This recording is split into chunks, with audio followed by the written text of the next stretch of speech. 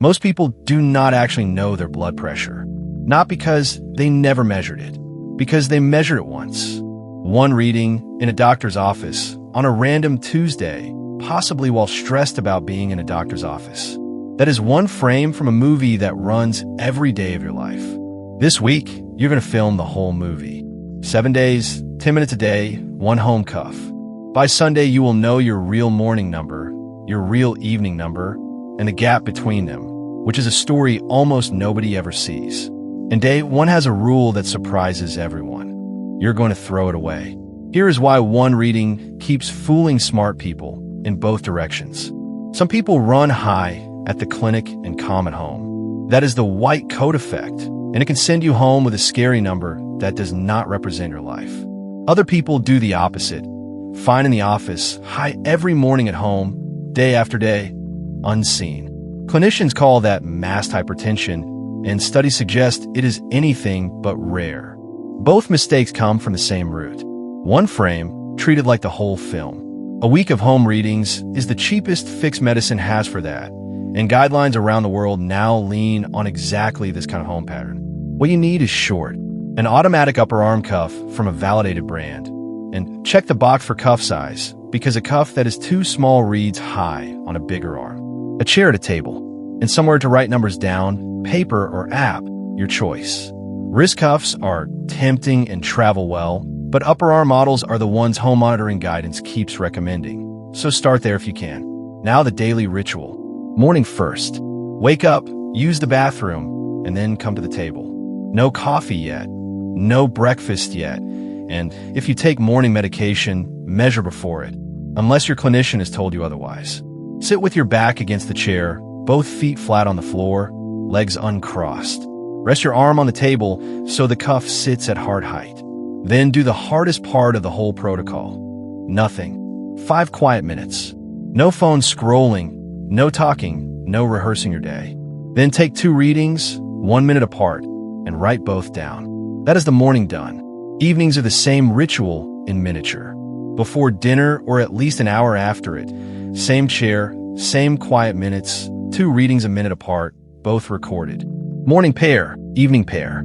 4 numbers a day, 7 days. While you measure, 6 small things can quietly corrupt the numbers, so run this checklist in your head. Talking adds points, even answering one question. Crossed legs add points. An arm hanging at your side adds points. A full bladder adds points. A cold room nudges readings up. And the first reading of a pair usually runs higher than the second, which is exactly why you take 2. Each one of those deserves its own episode, and several are coming. But for this week, the checklist is enough. Set your expectations for the first days, because this is where people quit. Day 1 and day 2 are usually jumpy. New routine, new gadget, a little performance anxiety at your own kitchen table. Numbers bounce. That is normal, and it is why the protocol runs 7 days instead of 2. Do not judge any single day, and especially do not judge day 1. In fact, standard practice in home monitoring guidance is to discard the first day entirely and average the rest. The movie matters, not the frame. Sunday is reading day, and the math is deliberately boring. Cross out day 1. Average your remaining morning readings. Average your remaining evening readings. Now you have 2 honest numbers and a gap, and here's how to read them. If your mornings average clearly higher than your evenings, you have seen your own morning surge, the one from the last episode, measured instead of guessed. If your home average sits around 135/85 or higher, that is not a panic number. It is a bring this notebook to your clinician number, because home averages at that level are exactly what that conversation is for. And if your week looks calm and steady, you have just bought yourself something valuable too, a baseline.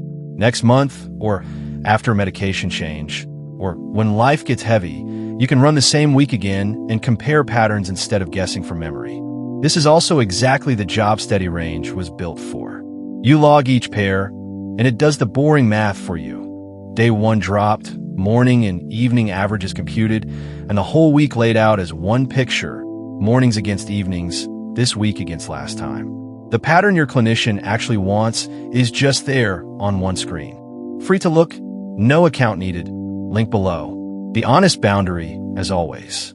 This is general education, not medical advice.